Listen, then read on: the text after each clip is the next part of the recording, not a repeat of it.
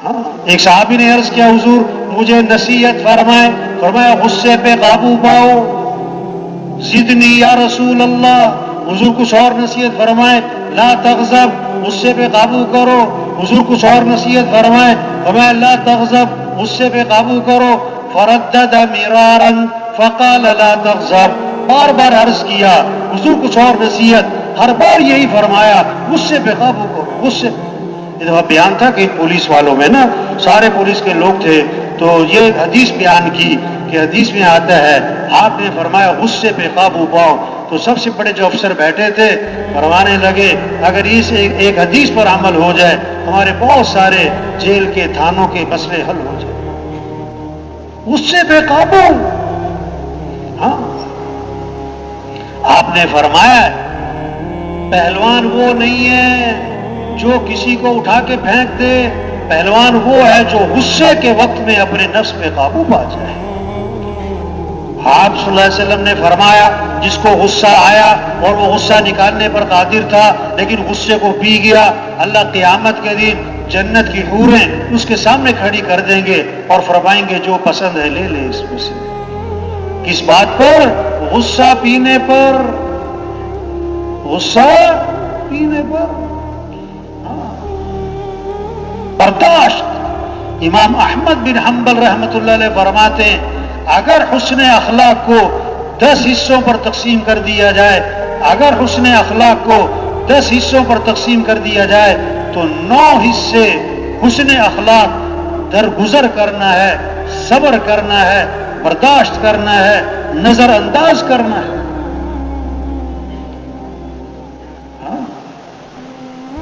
حضرت انس رضی اللہ عنہ فرماتے ہیں میں نے 10 سال خدمت کی حضرت محمد مصطفیٰ صلی اللہ علیہ وسلم کی, اور 10 سال کے عرصے میں اللہ کے رسول نے مجھے کبھی بھی یہ نہیں فرمایا انس یہ کام تم نے کیوں کیا, یہ کام تم نے کیوں نہیں کیا.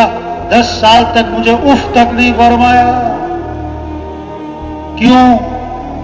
اگر ہم چاہتے ہیں کہ زندگیوں میں رونق آئے, گھروں میں محبتیں ہوں, تو کیوں کا لفظ چھوڑیں, کیوں کا لفظ چھوڑیں, کیوں کا لفظ چھوڑیں.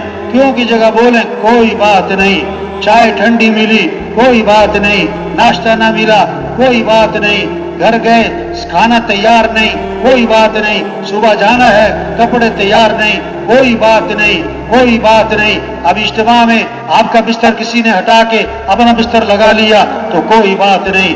سال میں نمک تیز ہو گیا تو چلو کوئی بات نہیں, کوئی یہ جملہ زبان پر لائیں کوئی بات نہیں. ہاں برداشت کرنا, نرمی. اللہ نرم ہے. ان اللہ رفیق, بے شک اللہ نرم ہے اور نرمی کو پسند فرماتے ہیں. نرمی پر اللہ وہ دیتے ہیں جو سختی پر نہیں. نرمی جس چیز میں آئے شاندار بنائے, سختی جس چیز میں آئے عیبدار بنائے.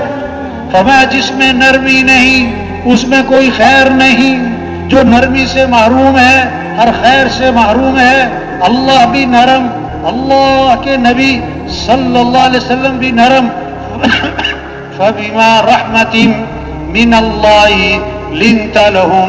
اللہ کا احسان ہوا, اللہ نے آپ کو نرم بنایا.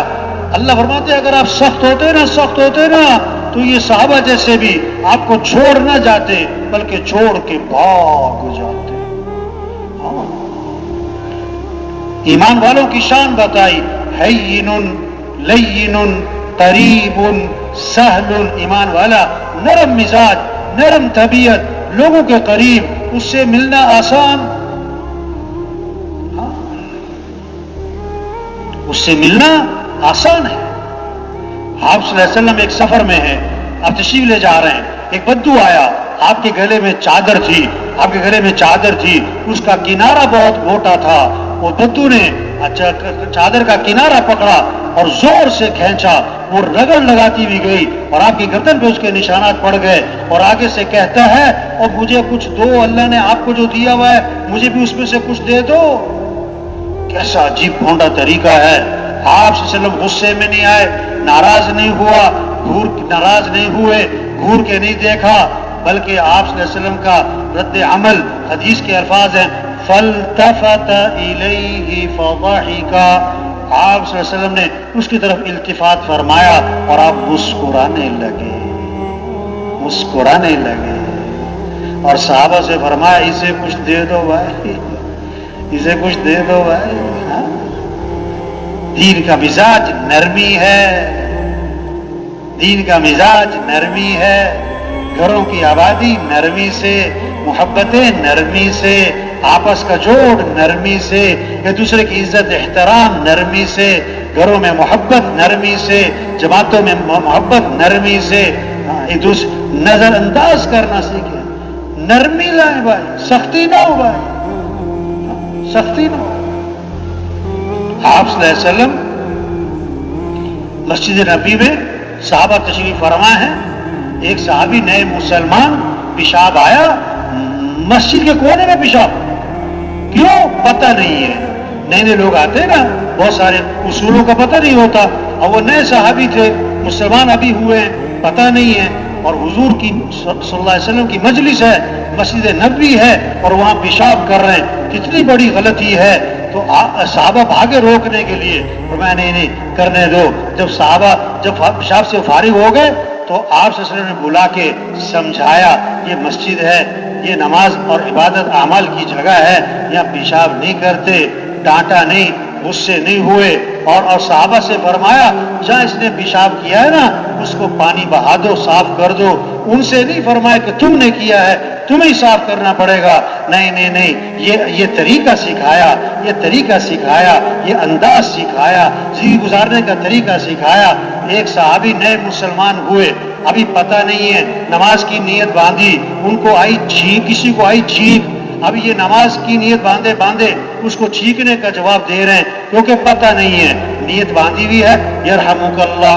اب سب نے ان کی طرف دیکھا کہ یہ کیسا عجیب مسلمان ہے، نماز کی نیت باندھی ہوئی ہے، چھینکنے والے کو جواب دے رہا ہے۔ اب انہیں اتنا بھی نہیں پتا کہ نماز میں بات نہیں کرتے، نیت باندھے کہہ رہے ہیں اور تم لوگوں کو کیا مسئلہ ہے، مجھے گور گور کے دیکھ رہے ہو سب۔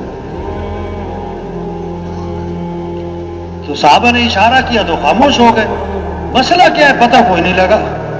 تو سلام پھیرا، ہاں، تو صحابی فرماتے ہیں حضور صلی اللہ علیہ وسلم نے نہ مجھے مارا، نہ مجھے ڈانٹا، نہ مجھے برا بھلا کہا، بلکہ مجھے سمجھایا نماز میں ایسے نہیں کرتے۔